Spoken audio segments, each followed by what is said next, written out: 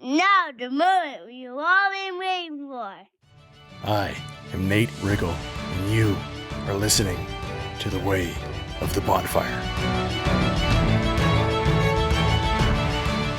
All right, I know, I went quiet again on you. I had back-to-back episodes coming out fairly consistently that you could count on every week. I got you all hyped up about the episode 50 milestone, how close we were to it, and how I was using milestones to do more and what that means for getting involved and using that milestone as a motivator and how we had all these great things coming to unveil. And then I fell into the perfectionism trap. And I wanted it to be such a perfect thing that in my excitement to deliver on this commitment to you, I let you hear nothing for several weeks. We went from lots of momentum to kind of like slow motion to no motion, at least as far as you're concerned. Because I assure you, I did not stop. If anything, I accelerated behind the scenes, and I'll never be done with what I am building through this podcast and this message and the purpose behind it and the coaching business and the community and all the stuff I have underway for you and the people it can reach. But what's funny about embarking on any sort of mission of great meaning and impact is when you put it out there and you take your shot and proclaim what you're going to do, there'll always be resistance and sometimes outright opposition from places you just can't predict. And if you don't consciously expect that to happen and keep an eye out for it, it'll blindside you in some way. So when resistance and opposition comes and you spot it, you should say, oh, there you are. I've been expecting you and I have a plan. But I goofed up on that because resistance and opposition is a shapeshifter. Sometimes it's truly the enemy of all that is good, trying to keep that door that you're about to bust open barred for just a little longer in hopes you may just turn away thinking it's not possible. And the enemy wants you to get discouraged and abandon your belief in it. Sometimes it's a good person or a group with a competing interest that wants to make sure you don't upset what they're used to or what's working well for them. And they're thinking it'll cause them to have to face change and discomfort and humility for the first time in a while. But sometimes it's you. The resistance is you. And that's what happened here, folks. I kept thinking I told them I would reveal them something awesome on episode 50. I can't disappoint them. I can't do that episode until it's all done and perfect with a website and these awesome communities and the best programs and step-by-step guides ready to go with just the right wording and messaging and blah, blah, blah. And my resistance there was a function of a good intention, at least what I thought, to have integrity and over-deliver with everything just perfectly in its place. But that's perfectionism. And that's a function of fear of judgment and avoidance and shame. And that's an enemy to momentum and progress and growth, which is the dang thing I'm trying to bring to you and connect you with.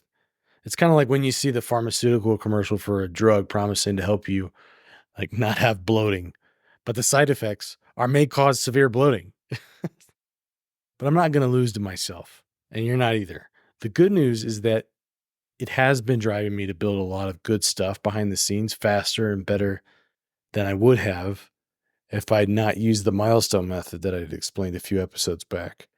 The hiccup, I had a mentor boss when I first started my career that would always call, like, anytime there's lots of drama, my boss would just say, oh, what's the hiccup?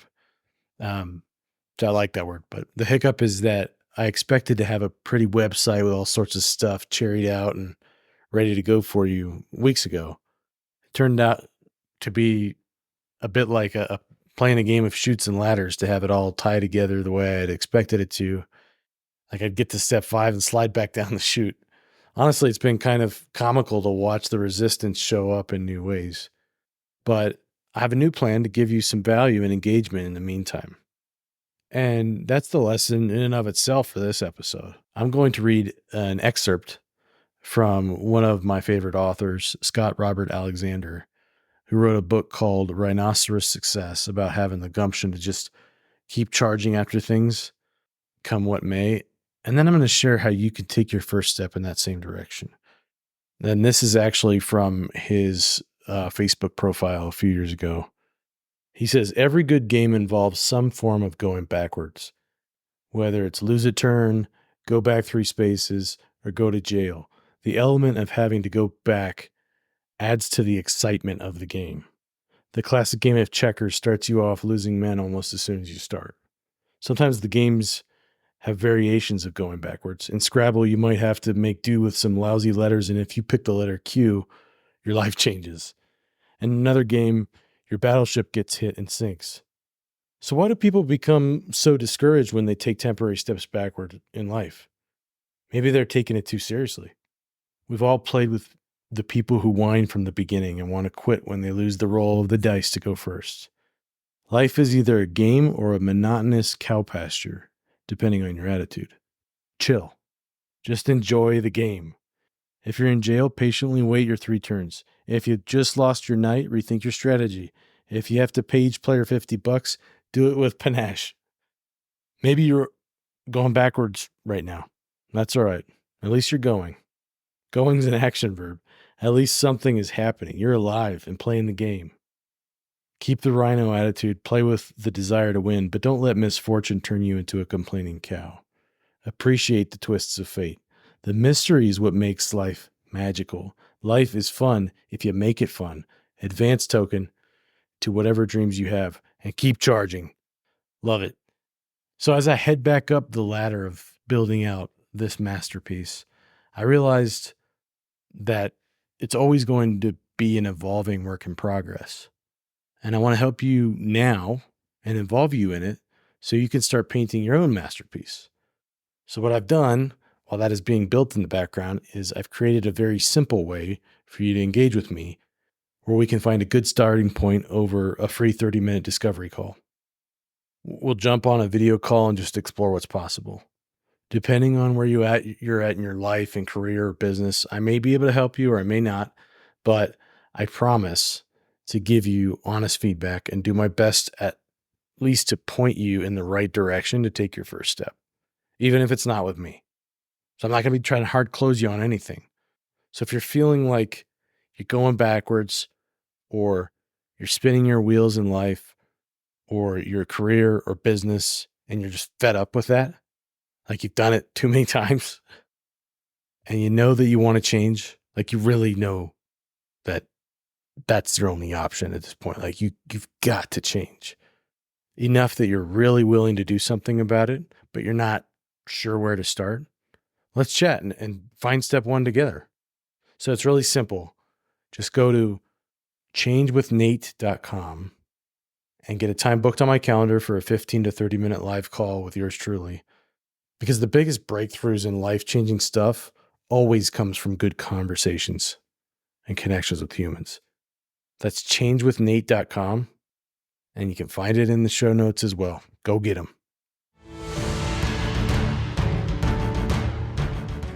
Hey, thanks for listening to this episode. I love the chance to make your day better in some way, whether that ends up being just a quick reset that you needed to change things up, or even just a laugh or some fresh perspective.